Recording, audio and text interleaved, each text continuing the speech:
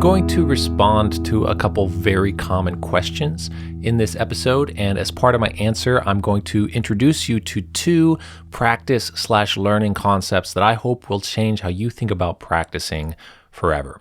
The official terms for these two concepts are spaced repetition method and interleaving practice, and they've been shown in studies to double or even triple the retention of practiced skills or learned knowledge.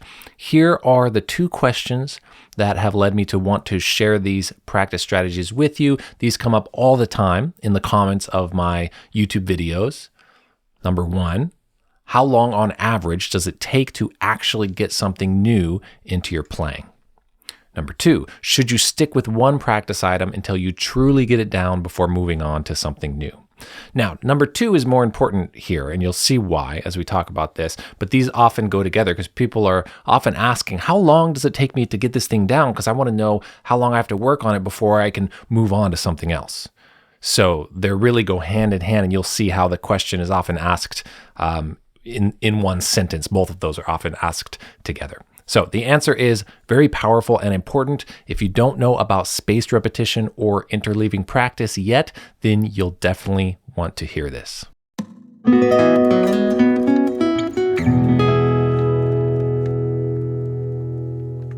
I'm Jared Borkowski from SoundGuitarLessons.com, where I have courses that help guitarists express themselves more freely and more confidently through improvisation, fretboard theory knowledge, arranging, and much more. If you're new here, welcome. Please follow, please subscribe. I have new lessons and episodes like this on a regular basis. So here's what we're going to cover. I'll read the questions that I received. I will give my simple answer that I wrote back, and then I'll share a story of how I experienced some of what we're going to talk about here while teaching lessons years ago and kind of realized it from firsthand experience and then learned about these things later.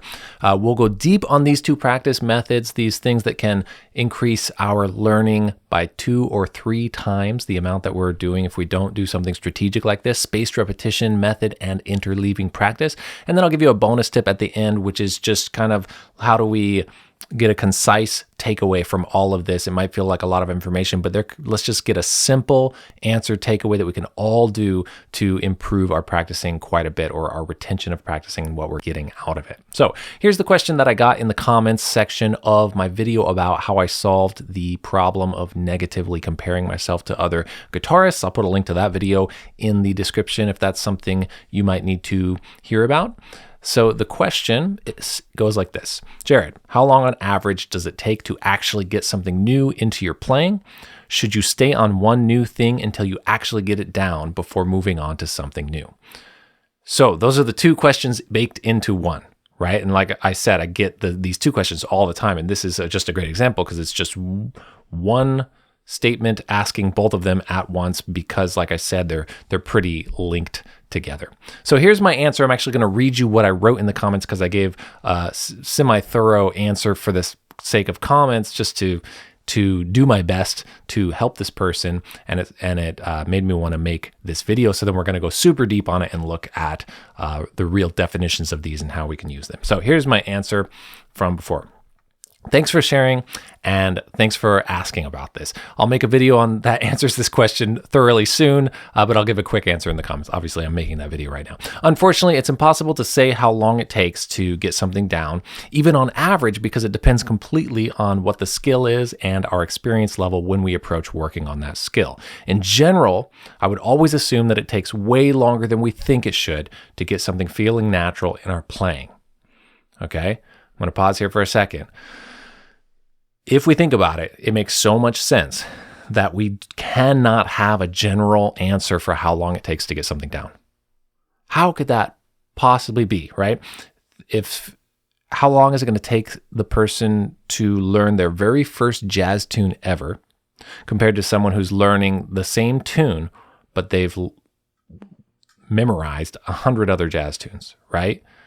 How long is it going to take the person who maybe has done all the Bach lute suites and they have one more to do and to learn versus someone who's just getting into classical guitar, right? It just has so much to do with our skill level, and not just our skill level, but our exposure to that. Is it more of the same of what we already know? We're going to pick it up really quickly, or are there new things? So we just can't. We just can't say that. So, but you'll still be encouraged by everything that we're talking about here because we have much more concrete answers to the second half of the question. But just want to reiterate this little takeaway here. In general, I find it helpful to just always assume that something's going to take longer than you think. If you want to put a time limit on it and say, I want to learn this in the next week. I want to learn this in this sitting. I want to learn this over the next month.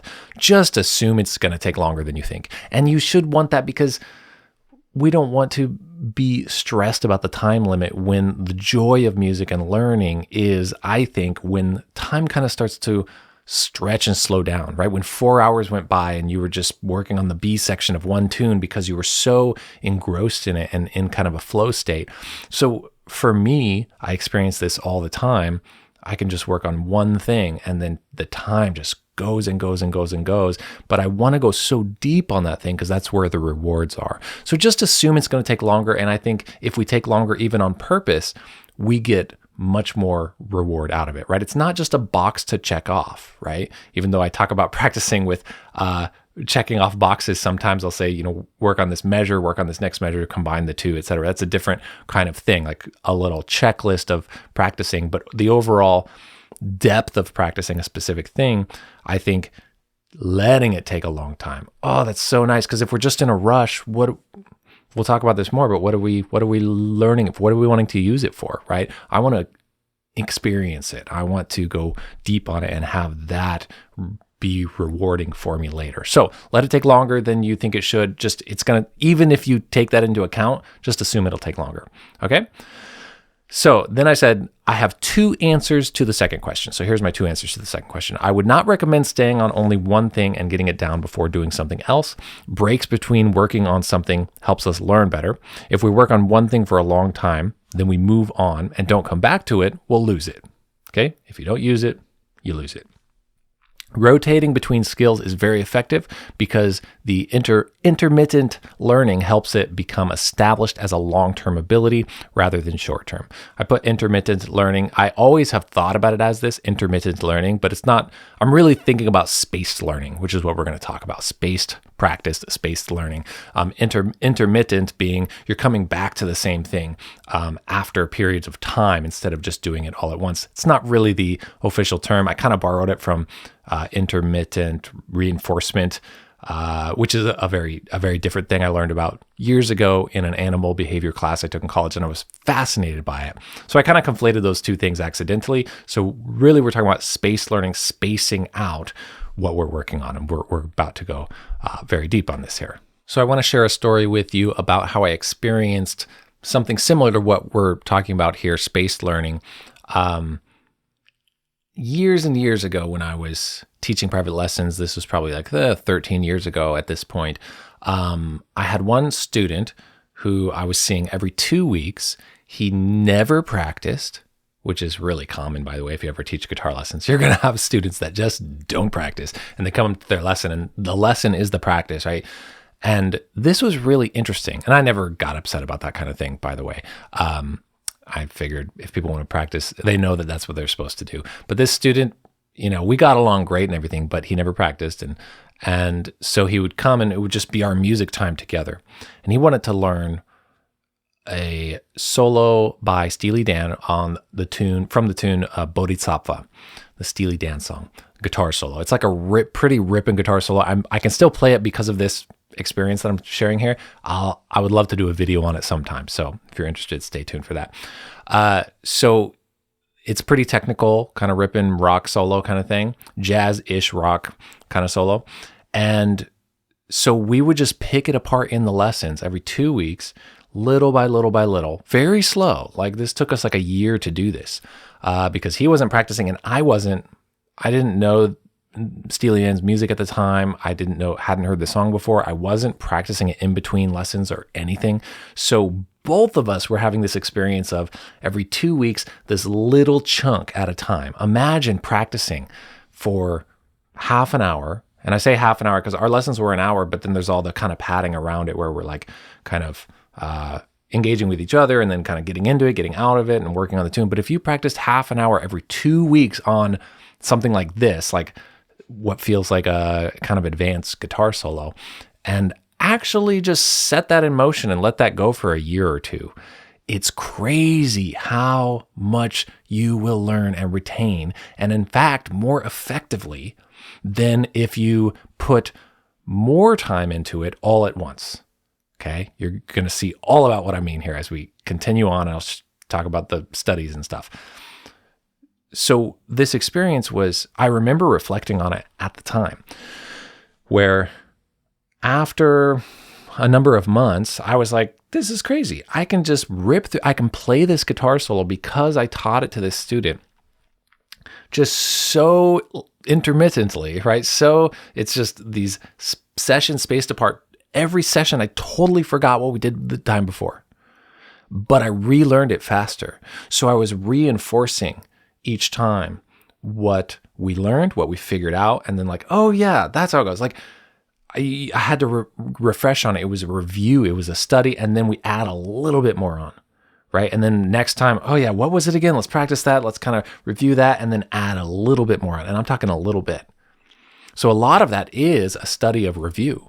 And the review in this spaced out amount of time is the powerful concept that we're talking about. So after this time period, and I can't say exactly how long it was, but it was like 6 months to a year maybe, we both could, the student and myself, we both could play through this whole solo, and we never played it or practiced it or worried about it outside. I didn't even think about it outside of his lessons. He would show up and be like, oh yeah, this again.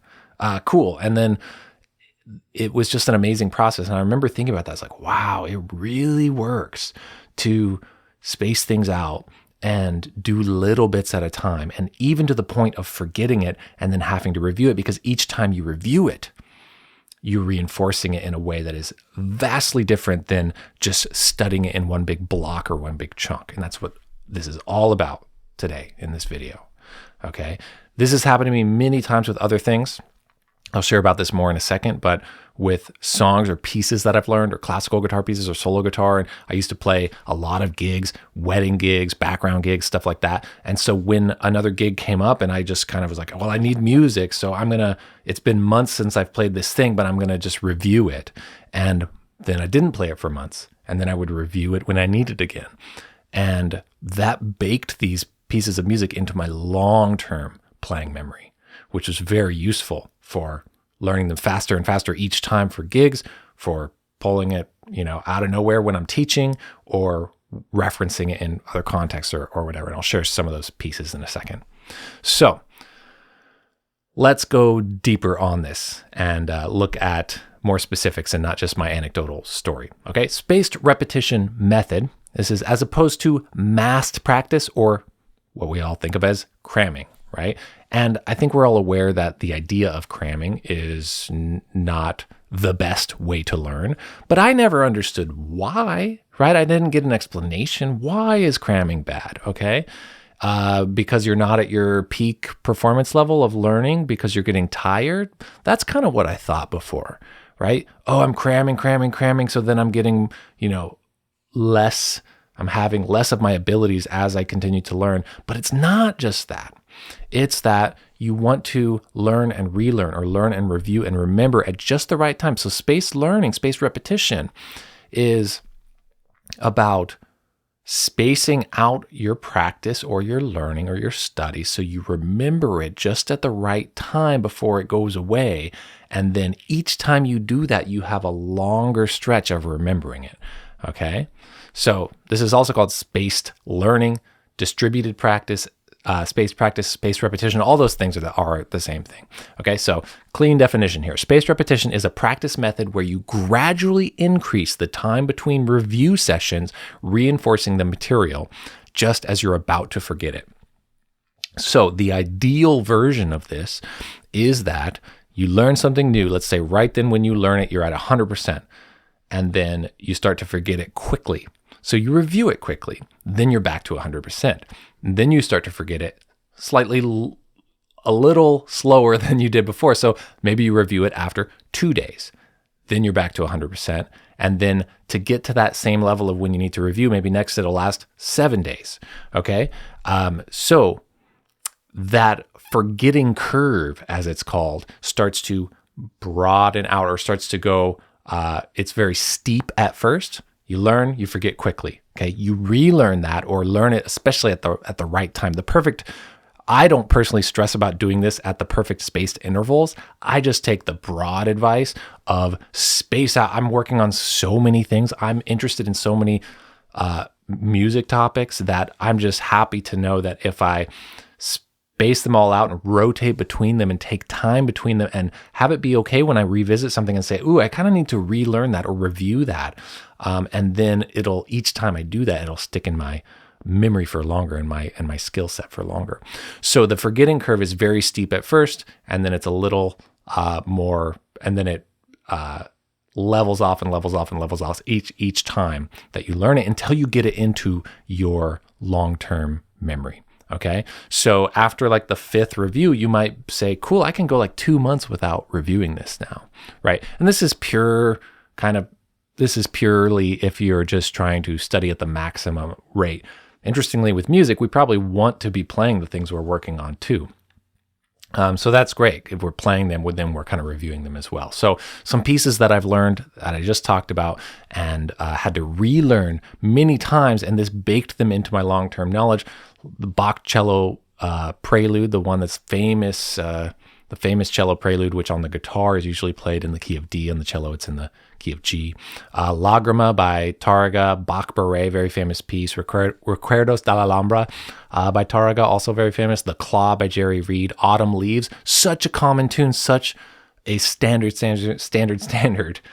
The reason I know it so well is because it would come up in context and situations in jam sessions and whatever. And so I'd like study it and learn it to some degree. And then even if I'm not playing it on my own, it comes up again. Oh, I got to use it. Oh, I got to use it. Oh, I got to use it. Oh, I got to use it. Oh, now I'm going to teach it. Okay, now. And so just the review over time. Georgia on My Mind is one. I just did a video on the chords, Georgia on My Mind chords very recently. And so if you search for Georgia on My Mind chords guitar, my video should come up. If not, there's a link in the description as well. So choose to work on what you know that you truly love. Okay, this is instead of just, I'm going to work on this skill and then I'll move on to something else that I more want to work on, right? What I think is very powerful is choose to work on what you truly love so much that you'll want to play it for the rest of your life and relearn it over and over and over and over, okay? I was going to say something about this because this comes up a lot too. Why would we practice something that we're not wanting to review or play, right? We ideally are practicing something that we want to come back to. We want to actually use, and I did mention this, use it or lose it, right? Why would we practice something that would just, I got to get through this so I can get to the next thing, right? Now, I love practicing. Some people say, don't ever practice anything that is not used in real music. Don't practice anything that's not already a piece of real music. I understand how that could go a long way, but I have no qualms with practicing exercises, technique. I do a lot of technique exercises and stuff like that. And I find it really valuable for my playing. So as long as I know why I'm doing it and also I'm enjoying it, and I see where it's going, then I'm fine with that. But whatever it is, technique, exercise, piece, song, lick, something, what do you love so much? And these things can change, but as far as how you feel right now, what do you love so much that you know that it's likely that you'll want to be playing this for the rest of your life? That's how those pieces that I just listed to you feel to me and felt to me.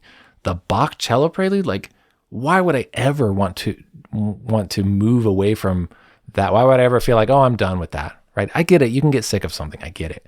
But, masterpieces have so much depth in them. You can play them forever, or just great tunes. You can always adapt how you play it, change your version of it, etc. So whatever it is, it doesn't have to be like a classical piece like I'm talking about, but a song, right? What's a song that, at least as far as how you feel about it right now, just moves you so deeply that it would benefit you to play it for years and years and years instead of just, I'm going to learn this because it seems like it'd be good for me and then I'm going to move on to something. Like there's probably songs from your childhood or from bands you've loved or a Beatles song you've heard a million times that just moves you, that your first pass at learning this is going to be very, very surface level.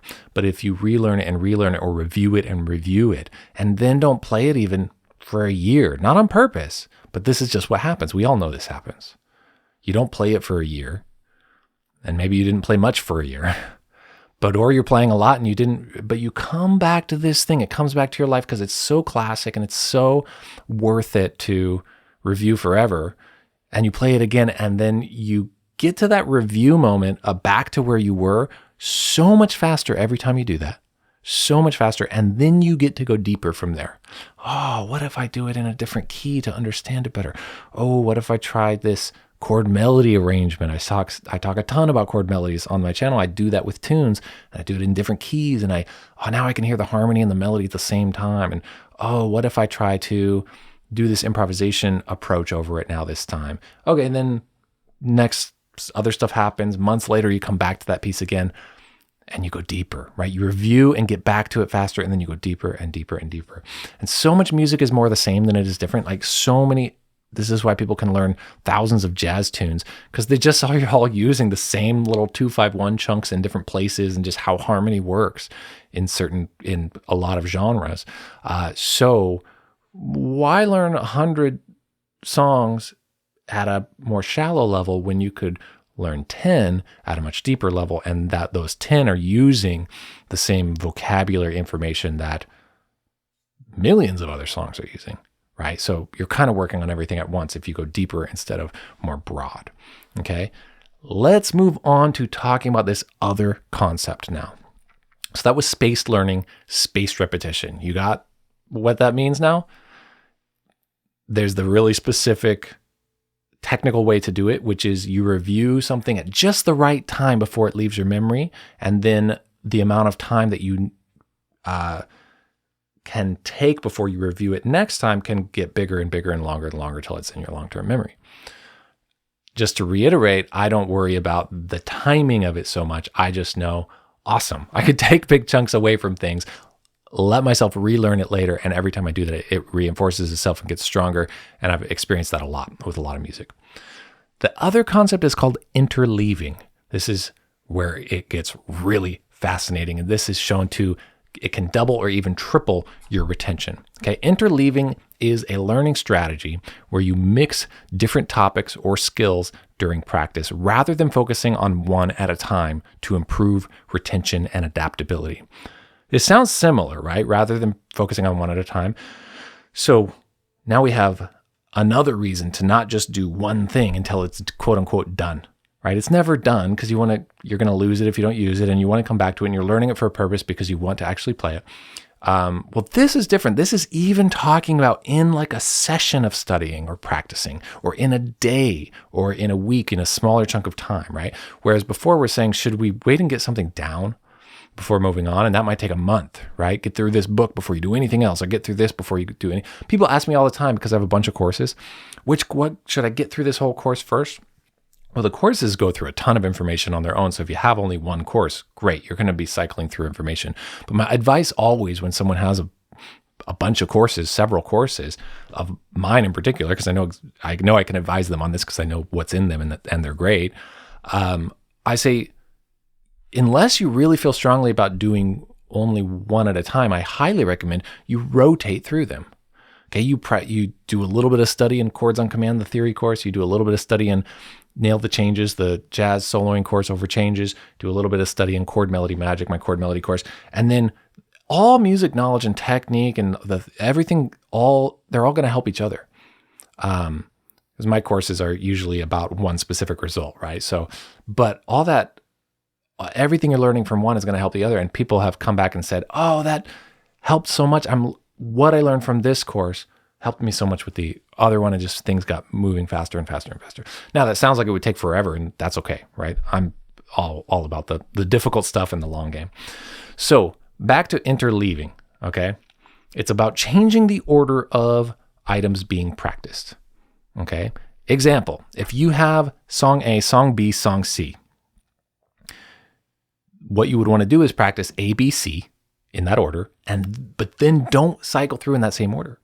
Go B, C, A, and then C, A, B. Okay, permutations of the order. Now imagine if you have 12 songs, the different order and permutations you could work on, or exercises, or whatever it is. Okay, so instead of practicing A 3 times, B 3 times, C 3 times, and the context is always there. Okay, the opposite of this is called block practicing, or block studying, or block learning, right? Where it's all one thing, next thing. And I'm talking about even within like an hour of sitting. Right, so it sounds like almost the same thing as spaced repetition, but it's not. It's called interleaving. You're mixing up the order, okay? Several studies have shown that interleaving yields better subsequent test performance than does blocking.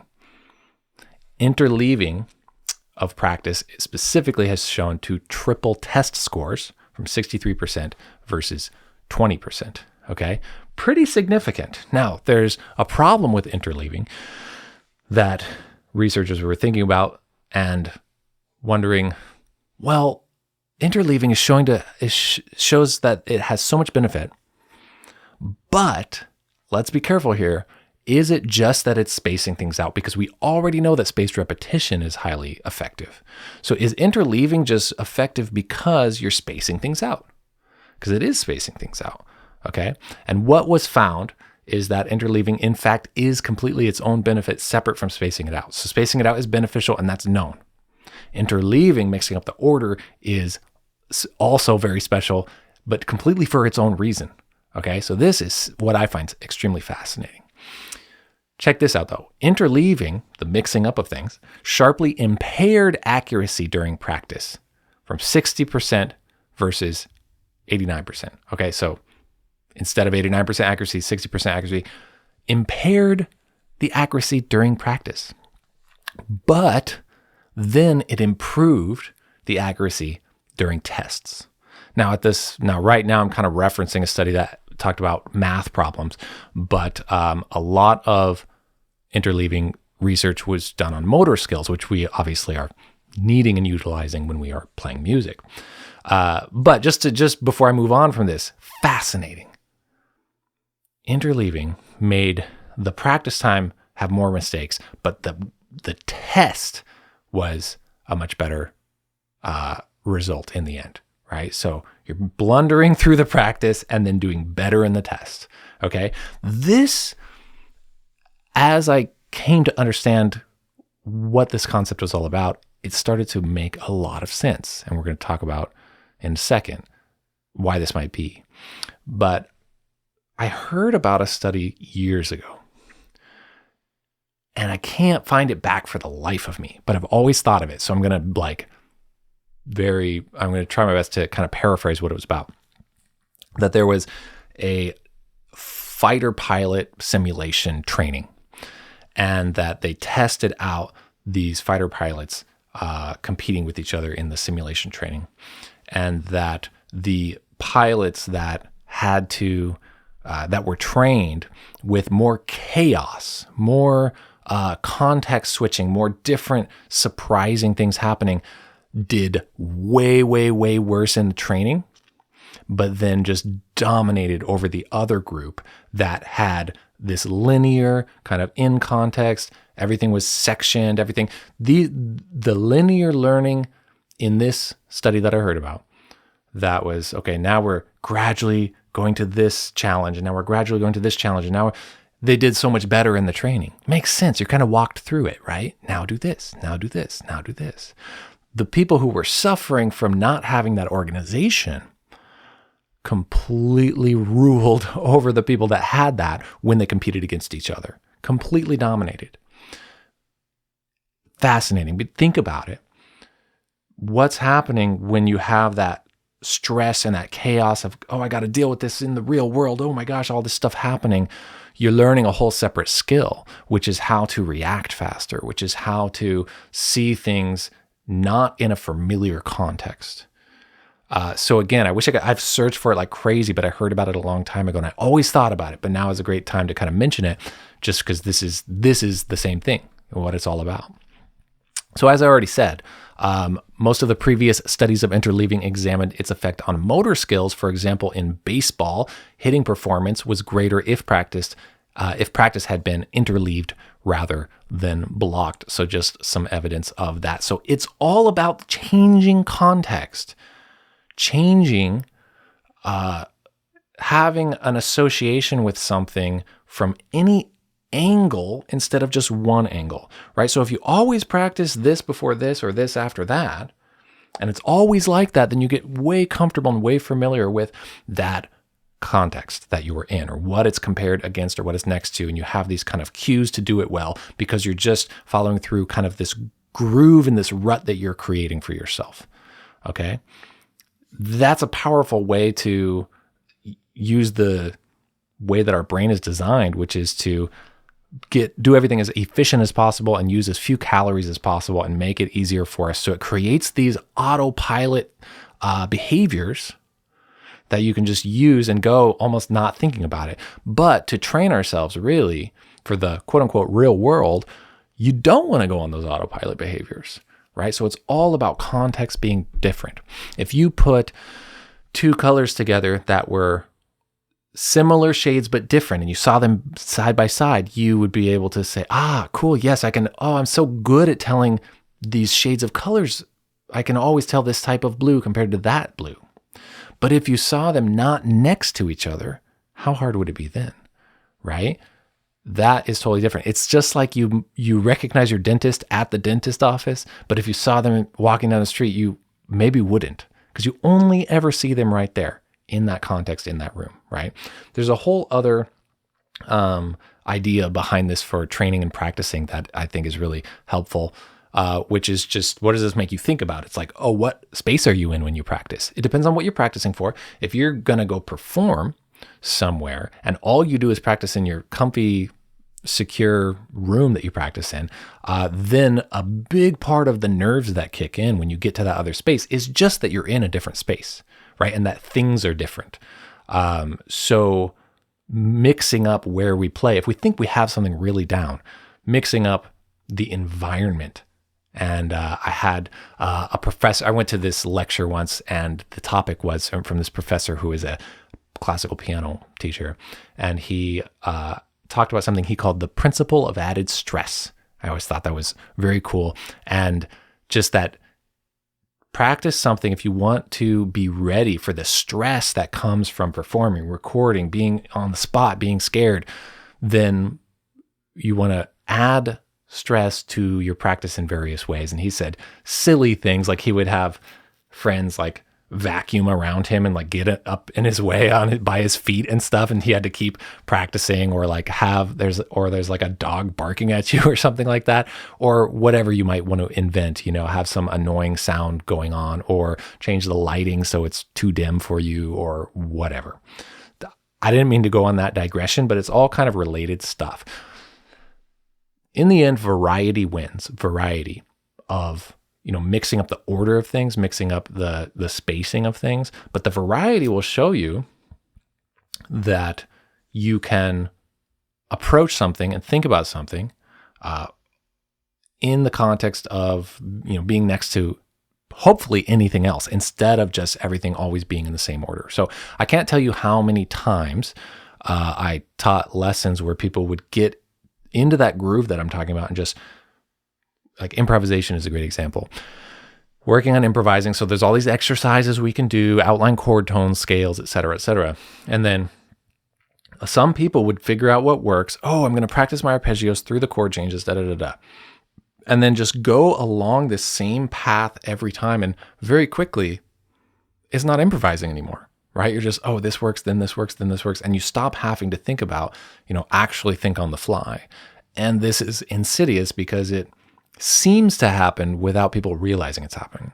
And then until you realize, now my habits just do this every time, and I have no flexibility to jump to some other note or to think of it, or I forgot what chord tone this actually is. I'm just playing it because I play it every time, right? So I'm jumping all around here, but the big takeaway is I hope sinking in, and I hope inspiring.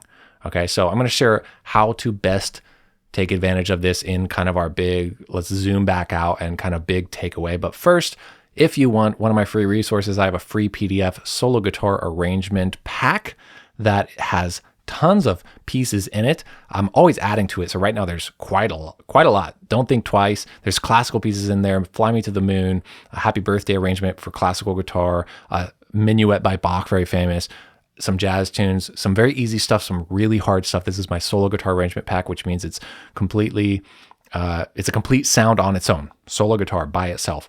And so something like this, we have this big list of pieces. Say you just got this solo guitar arrangement pack. Well, instead of working on one and trying to work on it a bunch and then get it down and then move on to the next one, this is a great example, right? If this is all you had, you could work a little bit on one, move on, work a little bit on the other, move on, and rotate through. Just let it take time. And every time you come back and you're like, oh, I completely forgot how to play this first one that I started working on. And then you review it and it comes back faster, and then you add to it a little bit. Oh, maybe we can add a little measure. And it's going to feel slower than I think what we want to feel with progress. But just like the fighter pilots, they're completely blowing it when they're doing their practice time because it's all crazy. But then they do better later. Like, that is what it is. Switch up the context, switch it. So if you had these pieces in my solo guitar arrangement pack, just as an experiment, you could rotate through them that way. And any other collection of music would do the same.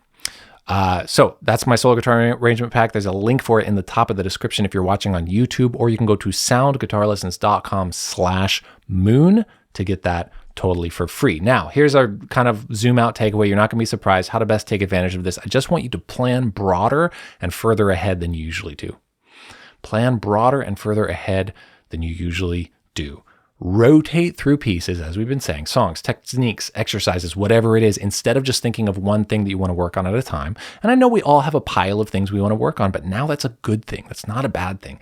You don't need to focus on one thing and get it down. That's not actually going to help you as much as rotating through things, letting yourself get to that point of almost completely forgetting and then reviewing it. So take, like, if you were working on a song, you're like, I really want to work on this song. I recommend take that or that technique or whatever and turn it into a batch or a set or an album, right? So if you don't even know what else you want to work on yet, or you're working on one song, add more to that fit as a collection, and pretend you're going to play a concert or record an album that kind of works together. And regardless if you're going to actually do those things, I think this is so crazy rewarding on our own to feel like the art piece that we're working on just expanded, right? And yes, the progress is going to be slower, but everything you do on each of the pieces as you rotate around is going to help you with the thing when you come back to it and review, right? Now, use this however you want. The interleaving, where you maybe mix up the order of things all the time in even one session, or the spaced repetition in a big spacing, like you take weeks or months before coming back to things, or just the spacing can be much smaller. But in either case, I think we know that our main takeaway is don't cram on one thing only, thinking you'll get it down before moving on to the next. Because why even do that? Why get it down and then it's not going to come back to you like you think it will? And if you're practicing it to actually use it, well, then that's great, because then using it is reviewing it all the time. When we're so impressed with the pros, the people that tour and just are playing, and they have everything out. Oh, they're reviewing it constantly, right? They're rotating through. They're going on tour. They're playing it again. They're playing it again. They're playing it again. They're playing it again. So that kind of that's part of that practice, right? And then, okay, maybe a long break, and then kind of get everything going again. So take a song. Let's say you're working on a song, and then turn that into a collection. I mean, even if it's like 6, but I'd say like 10 to 12 things, and then rotate through those and think of them all as one, kind of like a concept album versus just a single, right? And I think you'll see over time, you won't see it fast, but you'll see more musicianship skills and better retention of that information than if you just got the one thing down as fast as you could, which might be kind of satisfying, but it's like a candy sugar satisfying compared to this other way of doing things. Let's say you want to learn 12 songs, 1 per month. Do not learn one and then learn the next, and then the next and the next. Think bigger picture than that. So, 1 song per month, that's a cool goal. But that's why this example is good, because that's something a lot of us might think, oh, I'm going to learn a song a month this year. Cool. Awesome project. Very, very good. But don't do one song, then next song, then next song. Instead, rotate through them. And you might even want to create a system where by the end of the 12 months, you feel like you do have all of those down. What will happen is in less time total, you'll have all of them down than if you did it in the blocked practice, right? Or the massed practice, okay? You're rotating between those. So question for you, did this change the way you think about practicing? Is it getting you inspired or stirring any thoughts or anything at all? If you're watching on YouTube, please leave a comment and share about it. And it's going to be helpful for other people to see too. And I would love to hear about it. If you're listening on my podcast feed, then please rate and review my podcast, which is a very new podcast. And if for some reason your review would not be 5 stars, then email me, jared@soundguitarlessons.com, and let me know how it could be better. Otherwise, if you think it's 5 stars, please give me a podcast review. I'm putting these episodes out once a month, and then they're going out on my YouTube channel as well. I will hopefully see you in another lesson very soon. I put out a lesson video every week on YouTube, and now I'm putting out these audio-friendly podcast feed versions of lessons once a month at least. Hope to see you in another one soon. Thanks so much for listening, and thanks for watching. Happy practicing, this time with spaced repetition and interleaving. Take care.